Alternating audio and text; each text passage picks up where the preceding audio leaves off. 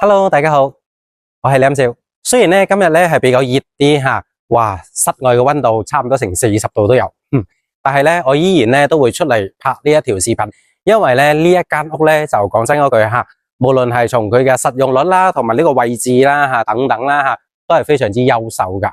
嗱咁啊而家呢度話咧吓就係雅居樂呢個領峰吓，喺振華路路邊上面嘅一間中型小區咧，我哋叫做吓唔大又唔細嘅一個小區。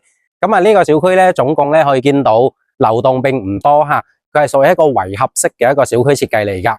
咁啊中間咧全部都係呢個娛樂設施啦，同埋呢一個游泳池啦，同埋會所啦。仲有籃球場吓，都係有噶。咁啊而家咧嗱，我哋要睇嘅呢一棟咧就係呢度啦。呢一個單位嘅話咧吓，總共咧係151個方嘅3房，可以做4房嘅。可以見到，喂，其實呢個小區咧，無論係咁多年啦吓，嗰啲衛生條件咧吓，保養得非常之好吓。咁啊，然後咧從呢度行入去嘅話咧吓，可以見到前面呢一個大堂啊，基本上咧係呢個大理石瓷磚吓，通鋪到頂嘅。嗱，單獨嘅呢一個信箱吓，咁啊，大家都可以知道吓，你收件啊等等啊呢啲基本上都喺度噶啦。呢個小區嘅話咧，其實咧。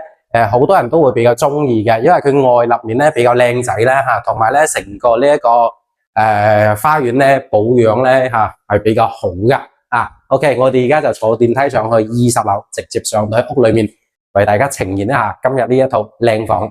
OK， 而家我哋就上到嚟呢個領峰嘅20樓吓，呢一個積咧大概係151個方度嘅3房2廳2衛。嗱，可以見到餐邊櫃。其實係做得非常之細緻噶，又比較實用，圓形嘅帶住中島轉台嘅呢個餐台，其實呢張台咧都係比較好用嘅吓。咁啊，今日呢個戶型嘅話咧吓，佢係屬於一個飛機戶型嚟嘅。咁啊，呢種戶型佢嘅特點咧就係客廳同埋餐廳咧，佢係喺中間位嘅。咁然後咧側邊咧係房間，同埋咧另外一個側邊咧就係廚房。廚房嘅話咧吓，嗱可以睇睇。廚房呢邊咧，咁其實都夠用嘅，呢一個空間吓，都係比較大嘅吓。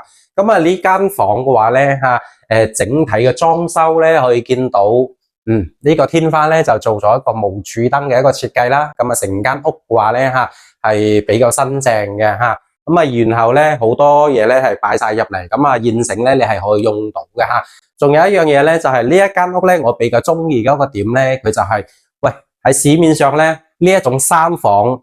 擁有嘅陽台咧吓，唔會算特別大，但係今日呢一套房嘅話咧吓，我最中意呢一個空間。呢一個空間嘅話咧吓，佢係擁有一個7米嘅陽台。嗱，由呢一個鏡頭望出嚟咧，可以見到間屋嘅朝向咧，佢係朝向南面嘅。可以見到呢個遠景係非常之靚仔嘅吓。咁啊，視野基本上咧係冇遮擋嘅。嗱，見到呢一個就係我哋嘅大陽台啦。我行到盡頭先吓，可以見到未？嗱。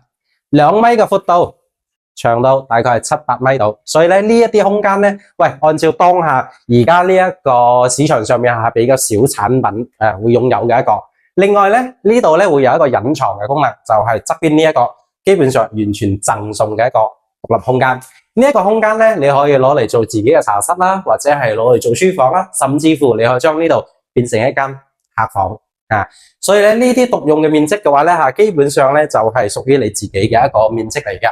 咁然後咧整個小區嘅話咧，其實咧佢個外形設計咧係比較新穎嘅吓。仲有咧呢個小區咧其實係有好多大單位噶。成個小區嘅話咧係人車分流啦吓，可以見到成個園林綠化咧係非常之靚仔噶。仲有一樣嘢咧就係呢一個小區係1樓係冇設計呢個商業嘅。咁大家都知道，如果係為1樓設計咗呢一個商業氛圍嘅話咧吓，咁啊你又做餐飲啊，又做呢樣嗰樣啊咁樣。雖然咧你落到樓下咧買嘢就比較方便啲吓，但係樓下太多呢個餐飲，太多你嘅商業咧，反而唔一定會係最好吓。呢一個小區嘅話咧，1樓係完全冇商業嘅，而且咧佢仲單獨擁有一個籃球場。嗱，中意打籃球嘅朋友一落到樓下就可以打波啦，係咪先？咁成個小區嘅話咧，佢係坐落於呢一個振華路嘅路邊嘅。咁其實出入咧係非常之方便嘅。